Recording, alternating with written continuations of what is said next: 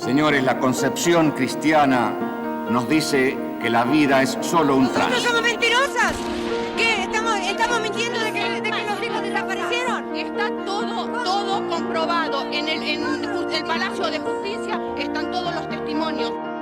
Me llevaron y me torturaron para que dijera dónde estaba mi hijo. La Policía Federal tiene todas las denuncias. Está todo testimoniado.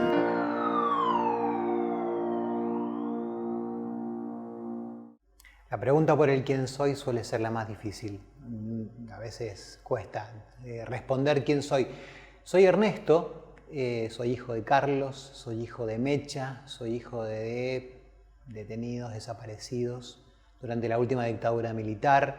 Soy miembro de los organismos de derechos humanos, soy periodista, escritor, docente universitario. Soy padre de Marcos, soy padre de Tania, soy padre de Fidel, soy compañero de Nati.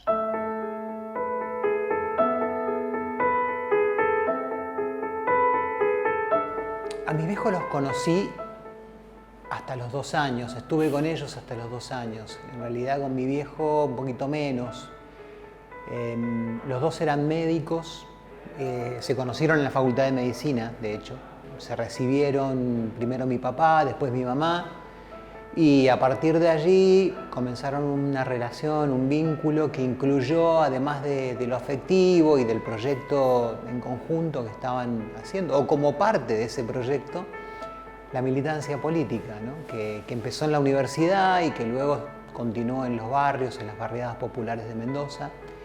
Y desde el punto de vista de la medicina, ellos creían mucho en la medicina social, en la medicina que se comprometía con los sectores postergados, con los sectores que menos tenían. De hecho, nos fuimos a vivir a los barrios, vivimos en distintos lugares muy cercanos a estos ámbitos, ¿no? Y fueron parte también de esa construcción colectiva de los barrios para organizarse, para reclamar por sus derechos, para reclamar por mejores condiciones, por el agua, ¿no? Por mejores condiciones que hicieran a su dignidad y que hicieran también a su salud. Y en eso estaban cuando empezaron su militancia, profundizaron su militancia en el barrio San Martín, en el barrio Espejo de Las Heras, fueron parte del Partido Revolucionario de los Trabajadores, fueron parte de un conjunto de médicos y de médicas que eran muchos en esos momentos que se interesaban y se involucraron y concebían a la vida política como parte de su vida cotidiana. Y en ese mundo nacimos primero yo y después mi hermano Mariano. Y en el 75 mi papá empezó a sentir que lo empezaban a buscar, empezó a moverse como para tratar de despistar a quienes estaban buscándolo. Estaba en una lista de personas peligrosas. Era peligroso mi papá, entonces estaba en una lista y entonces lo estaban buscando y entonces empezó a escaparse y empezó a moverse y empezó a girar por distintos lugares del país y empezamos a no verlo mucho por casa, ¿no? Comunicado número 1 de la Junta Militar. Se comunica Llegó el 76, a mi viejo no se lo ve más por casa y llega una versión, ya estábamos viviendo con mi mamá solamente y estábamos viviendo en la casa de la mamá de mi mamá, mi abuela, y a mi mamá le llega la versión de que mi viejo está herido y cae herido en Tucumán y la versión era muy confusa porque parecía que estaba en Mendoza porque lo habían traído herido de Tucumán, capturado, detenido.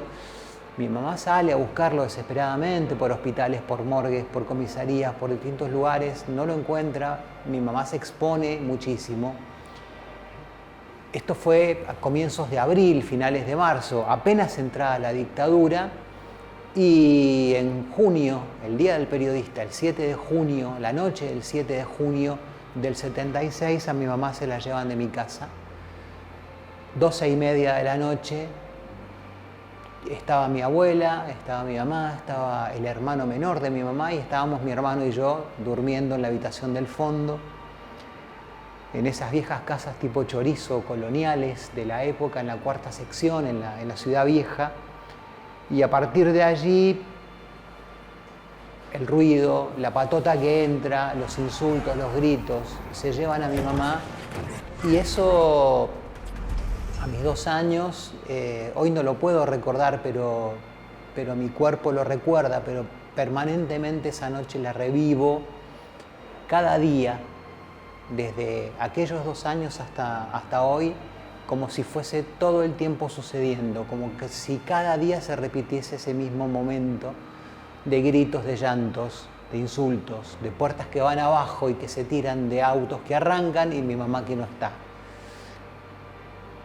Y yo callado, porque no podía preguntar y no podía decir nada, y no podía preguntar en casa a mi abuela dónde está mi mamá y dónde está mi papá que no vuelve, porque sabía, en algún lugar de esa mente infantil sabía que esa pregunta no podía hacerla, porque había mucho dolor dando vuelta, había mucha angustia dando vuelta. Entonces ese pibe que soy yo, se calló, se guardó sus preguntas, intentó adaptarse, intentó sobrevivir, y sobrevivir es adaptarse a esto que le tocaba, que era ver cómo su mamá no venía y pasaban los días y no venía. Y yo me pongo en el lugar de ese niño y pienso en mis hijos, y si yo no estoy 2 días, mis hijos preguntan, ¿dónde está mi papá? O si su mamá no está, ¿dónde está mi mamá? Yo no lo pregunté, sabía por alguna razón que no podía preguntarlo.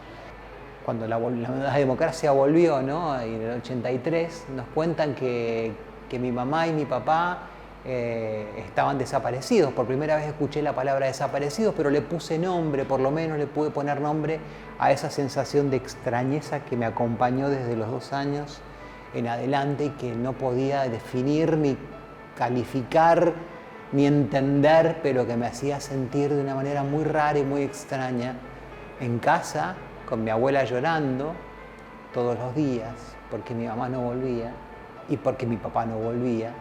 Hasta que se murió nunca dejó de esperar a mi mamá, por ejemplo, ¿no? Se sentaba en la galería de la vieja casa donde estábamos el día en que se llevan a mi mamá, en esa misma casa de la calle Ituzaingó, a mirar hacia la puerta de entrada, porque desde la galería se ve la puerta de entrada siempre abierta, y mi abuela miraba porque esperaba efectivamente que entrara por ahí mi mamá, porque eso es lo que se decía también, porque los subversivos se han ido por ahí y van a volver en algún momento, ¿no?